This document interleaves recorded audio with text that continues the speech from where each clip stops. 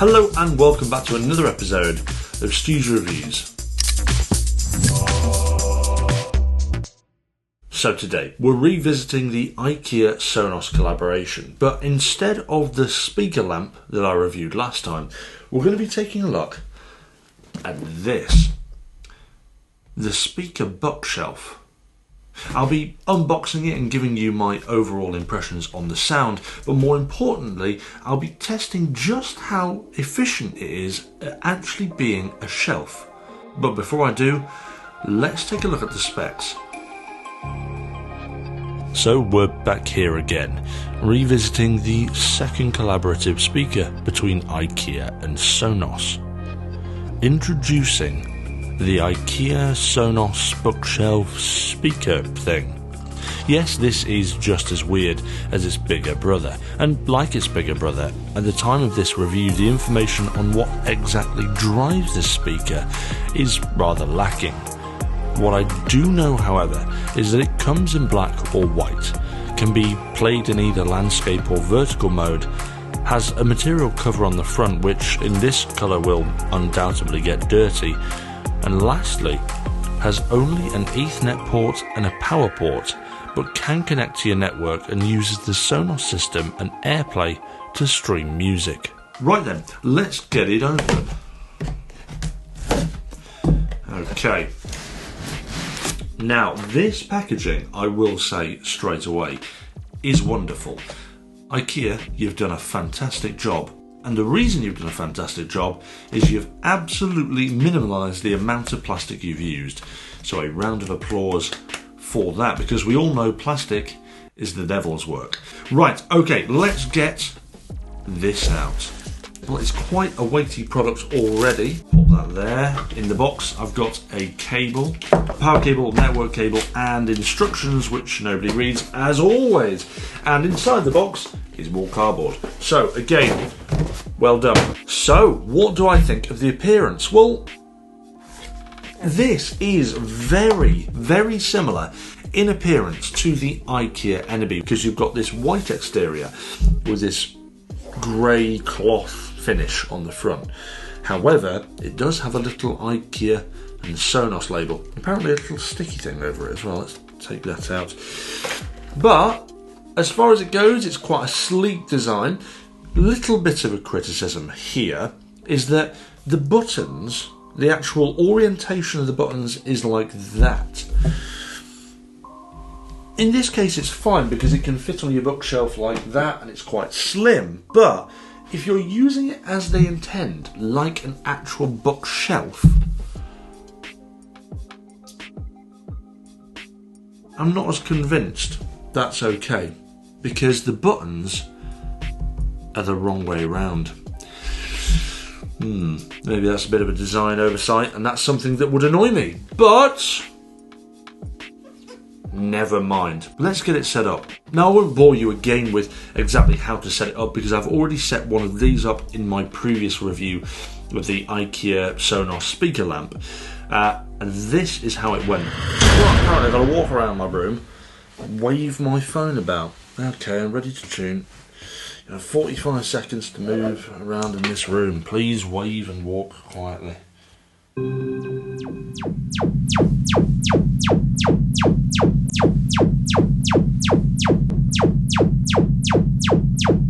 That was the weirdest experience I've ever had.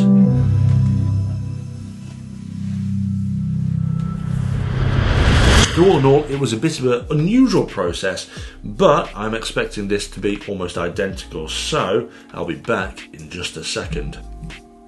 Now hold on just one moment here. This is interesting. So I was told in the shop that it would come with something else. But as far as I can tell, it hasn't. Interesting. Okay, so I was told that it come with one of these rubber things that went on the top. They displayed it in their store. And I assumed that was to stop things from sliding off, but it's not included in the box. Interesting.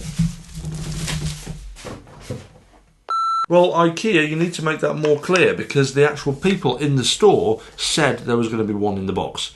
And there isn't one in the box. Either I've got a faulty package or you've missold me. Naughty, naughty. Now that everything is paired up, let's have a listen to some music and see how this sounds.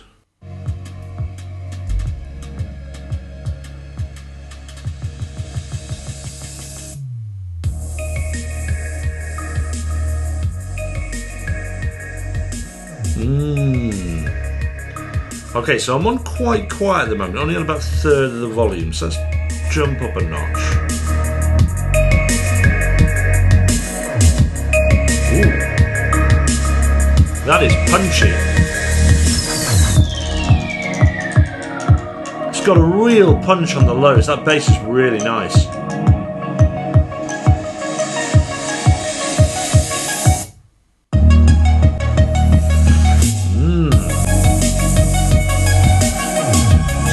Very good.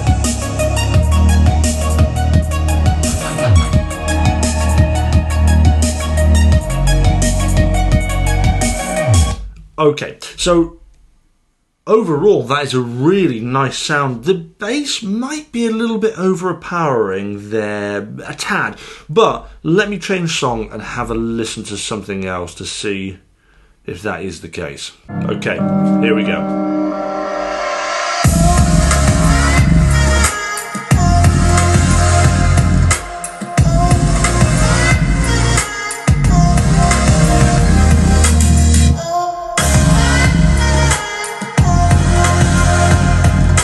Okay, again, I think the bass is quite overpowering out of the box and may require a couple of adjustments in the equalization settings on the Sonos app. It does, however, have a very good overall sound. It just is ever so slightly overpowering on that low tone. But let's have a listen like this, because there are rubber feet on the bottom and the side here saying that I can, in fact, play it either way. So let's have a listen to this.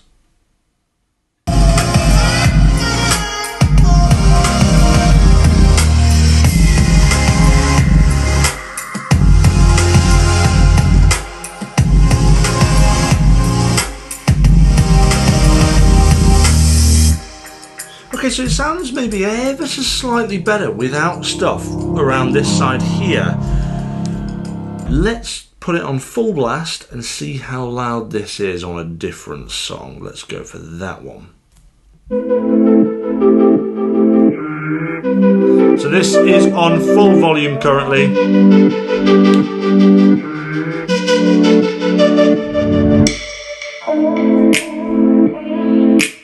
Ooh, that is loud. It's still very clear though, despite how loud it's gone.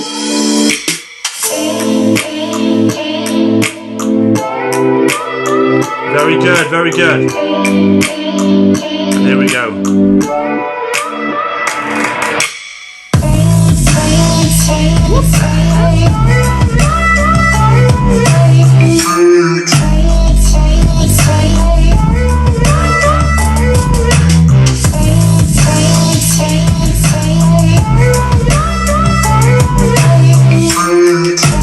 Well, what I can tell you is this, that goes ridiculously loud, and if you like bass, you're gonna love this. That is quite heavy on the bass. For something that doesn't have a big bass unit, that is actually rather impressive. But again, maybe for me, potentially a little bit overpowering on the bass out of the box.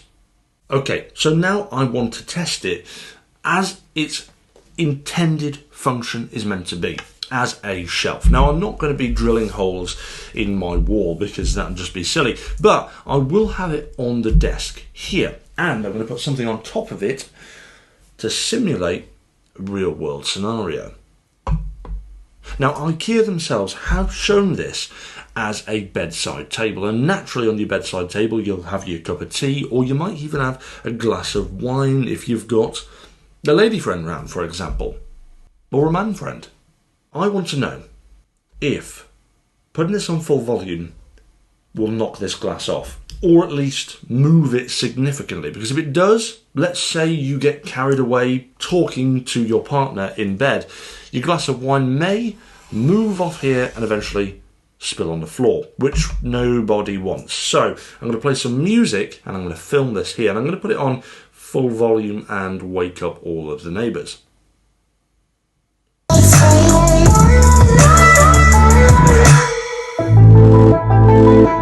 Okay, can you hear that rasp there? That is the glass moving.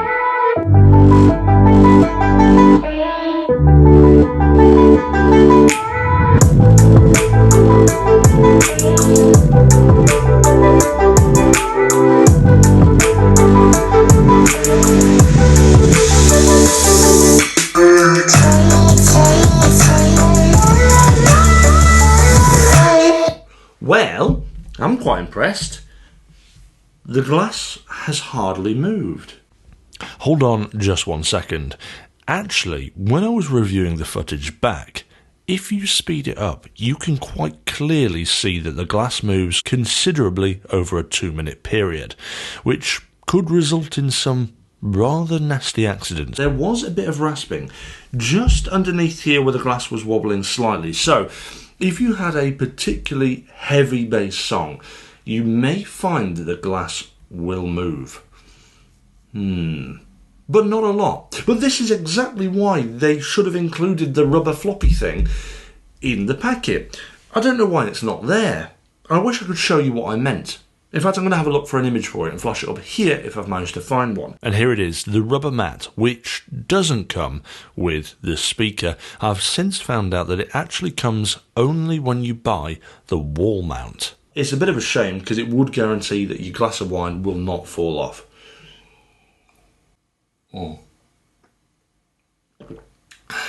That's a shame, that's just water.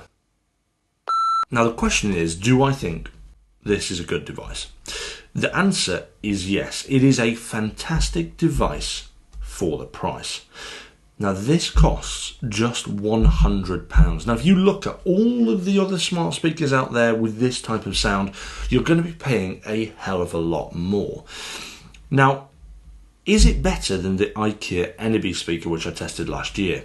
I think it is. Sound-wise, it's very similar. Potentially, again, going back to that fact that out of the box it's a bit overpowering on that bass, but it is a phenomenal sound. And for the price of 99 quid, you can't really go wrong. And as well, it's got AirPlay instead of that horrible nonsense of Bluetooth pairing, so you can just go on your phone, partner it to your Wi-Fi and just AirPlay directly to it. But that also means that you can use the things like Sonos skill on Alexas, which means that you can stream from those devices directly to it. So although it's not got a smart home assistant integrated inside it, you can partner it up with other smart home devices that have things like the Sonos skill or Wi-Fi speaker capabilities. So overall, for a speaker that's at less than 100 quid, well, just less than 100 quid anyway, it is a very good buy indeed. And that concludes today's review. Overall, a great speaker, slightly overpowering on the bass, but if you like bass, then you can't really go wrong for £99. Before I go, I want to say a massive thanks to all my current patrons. You guys are incredible. And lastly, if you liked today's video, don't forget to hit that like and subscribe button. Other than that, I'll see you back for another episode of Stu's Reviews soon. Before you go, consider supporting me on my Patreon page by clicking here. It'll give you some great discounts on stuff I've reviewed and helps me to continue doing reviews. If you want to see some fun stuff, click here to see the highlights of Stu's Reviews. And, as a friendly reminder, click this button to subscribe.